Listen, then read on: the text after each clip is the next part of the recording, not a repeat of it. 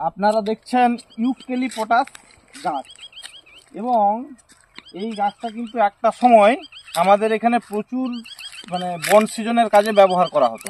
এর একটাই কারণ ছিল এই গাছটা খুব দ্রুত বেড়ে ওঠে, এবং দেখুন যে এই গাছটাও কী হারে মোটা হয়েছে, কতটা মোটা হয়েছে এবং খুব দ্রুত বাড়ে।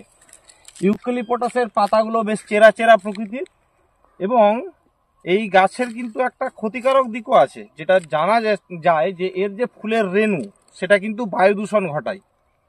আর এই ইউক্যালিপটাস কিন্তু অস্ট্রেলিয়ান অরিজিনের বৃক্ষ, এবং আমাদের এখানে যে বললাম বন সৃজনের জন্য আনা হয়েছে। এবং এর কাঠের যে ভেতরটা চমৎকার, দেখাচ্ছি আমি।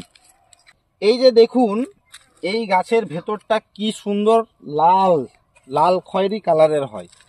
এটা যদিও ঝড়ে পড়া গাছ, পরবর্তীতে মানুষ কেটে কেটে কাঠ নিয়ে গেছে, তাই জন্য আমি দেখাতে পারলাম। গাছটা কিন্তু এমনিতে খুবই সুন্দর, বনসৃজনের সময় কিন্তু আমরা ব্যবহার করে থাকি। ধন্যবাদ, আপনি চিনলেন ইউক্যালিপটাস গাছ।